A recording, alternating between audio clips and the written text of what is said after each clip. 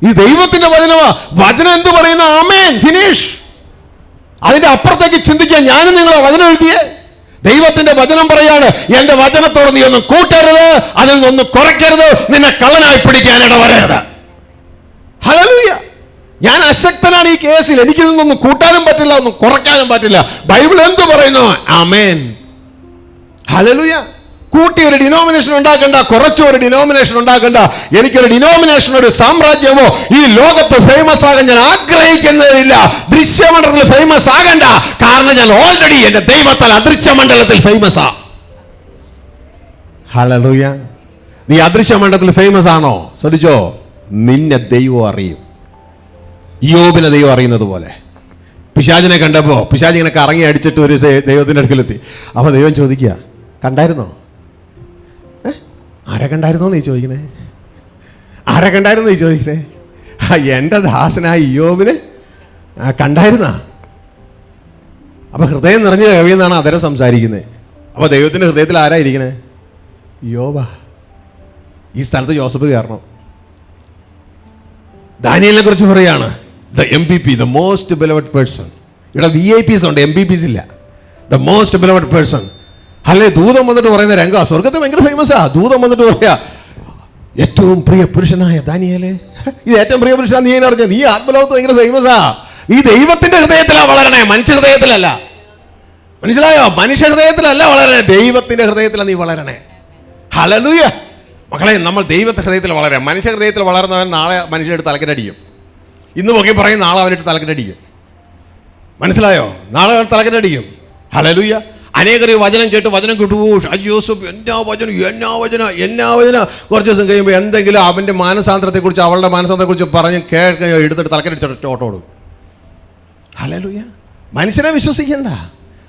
Hallelujah. മനുഷ്യനെ വിശ്വസിക്കണ്ട. അവന് feed ചെയ്തുകൊണ്ടിരിക്കുക. അവൻ ചൊറിഞ്ഞിട്ട് പോകും, അങ്ങനെ പോകും, ഇങ്ങനെ പോകും. എന്ത് ചെയ്താലും നമുക്ക് പ്രതിഫലം. എന്ത് ചെയ്താലും പ്രതിഫലം. മനസ്സിലായോ? തെറി വന്നിട്ട് പോയാലും പ്രതിഫലം, അപ്പോൾ കൂടുതലും പ്രതിഫലം. ഹല്ലേലൂയ. മനസ്സിലാകും മക്കളെ, ദൈവത്തിന്റെ ഹൃദയത്തിൽ വളരെ, മനുഷ്യന്റെ ഹൃദയത്തിലല്ല, ദൈവ ഹൃദയത്തിൽ വളരെ. കാണുന്ന മണ്ഡലത്തിലല്ല ഫേമസ് ആകേണ്ടേ, അദൃശ്യ മണ്ഡലത്തിലാണ് ഫേമസ് ആകേണ്ടേ. ഹല്ലേലൂയ. യേശുവിനെ കാണുന്ന മണ്ഡലത്തിൽ ഒരടിച്ച് തൂപ്പി മുൾമുടിലൂടെ അപമാനിച്ചു. ചെറുപ്പക്കാരനെ വെറും അടിവസ്ത്രത്തിൽ മാത്രം നിർത്തി അപമാനിച്ചുകൊണ്ട് പോയി. ഇത് ആത്മമണ്ഡലത്തിൽ അത് വമ്പൻ ഫേമസ് ആയി മാറി. അദൃശ്യ, ഈ രണ്ട് ലൈൻ ഉണ്ടല്ലോ, ഒന്ന് ആത്മമണ്ഡലം, ഒന്ന് ജഡമണ്ഡലം. ആത്മമണ്ഡലത്തിൽ അത് ഫേമസ് ആയി മാറി. ദൈവത്തിന്റെ വചനം എഴുതിയിരിക്കുകയാണ്. അതുകൊണ്ട് ലോകം അവനെ കളിയാക്കി. ഇനി അപ്പന്റെ വേണമെങ്കിൽ ഇറങ്ങി വാ, ഞങ്ങളെ രക്ഷിക്കുന്നു പറഞ്ഞ് കള്ളന്മാരെ കളിയാക്കി, അല്ലേ? എന്നാൽ ആത്മമണ്ഡലത്തിൽ എഴുതിയിരിക്കുക, ക്രൂശിൽ വെച്ച് അവൻ വാഴ്ചകളെയും അധികാരങ്ങളെയും ആയുധവർഗം വെപ്പിച്ച് അവരെ പരസ്യമായി കാഴ്ചയാക്കി ജയ ഉത്സവം കൊണ്ടാടി. അതുകൊണ്ട് ആത്മമണ്ഡലത്തിൽ എഴുതിയിരിക്കുക, സ്വർഗത്തിൽ പിശാചിന്റെ ന്യായവിധിയുടെ ഒരു പുസ്തകമുണ്ട്. ഇത് തുറക്കാൻ ഭൂമിയിലെ ഒരു മാർപ്പാപ്പയ്ക്കും കഴിയുന്നില്ല, ഒരു മെത്രാനും കഴിയുന്നില്ല, ഒരു സെൻട്രൽ പാസ്റ്റർക്കോ ഒരു അത്ഭുത ശുശ്രൂഷകനും കഴിയുന്നില്ല. ഭൂമിയിലെ പ്രശസ്തന്മാർക്ക് ഒന്നും കഴിയാതിരിക്കുമ്പോൾ യോഹന്നാൻ കരഞ്ഞു. ഉടനെ സ്വർഗത്തിൽ നിന്ന് ഒരു ശബ്ദം കേട്ടു, ഒരുവൻ യോഗ്യത പ്രാപിച്ചിരിക്കുന്നു, യൂദാ ഗോത്രത്തിലെ സിംഹമായ ക്രിസ്തു. കാരണം അവൻ ഭൂമിയിൽ വെച്ച് അറക്കപ്പെട്ടു. അവൻ അറക്കപ്പെട്ടത് കൊണ്ട് അവൻ യോഗ്യത പ്രാപിച്ചു. അവൻ സ്വർഗത്തിൽ ഫേമസ് ആയി. അതുകൊണ്ട് അവന്റെ അപ്പനായ ദൈവം അവനെ ഏറ്റവും ഉയർത്തി സർവനാമത്തിന് ഉപരിയായ നാമം കൊടുത്തു. B famous in the heart of God. ദൈവ ഹൃദയത്തിൽ നീ ഫേമസ് ആകുക. ഹല്ലേലൂയ. മനുഷ്യന്റെ ഹൃദയത്തിൽ ഫേമസ് ആകാൻ വേലകൾ കാണിച്ച് യൂട്യൂബിലും ഫേസ്ബുക്കിലും അവിടെ ഇവിടെയും നടക്കാതെ സത്യസന്ധമായി ദൈവ ഹൃദയത്തിൽ ഫേമസ് ആകുക. You will get boldness. കാരണം നിന്റെ പുറകിൽ നിൽക്കുന്നത് ഡിനോമിനേഷനോ സംഘടനയോ ഗ്രൂപ്പല്ല. നിന്റെ പുറകിൽ നിൽക്കുന്നത് സർവചരാചരങ്ങളെ സൃഷ്ടിച്ച ദൈവമോ. നിന്റെ പുറകിൽ നിൽക്കുന്ന ക്രിസ്തുവാ. ഹല്ലേലൂയ. Be bold.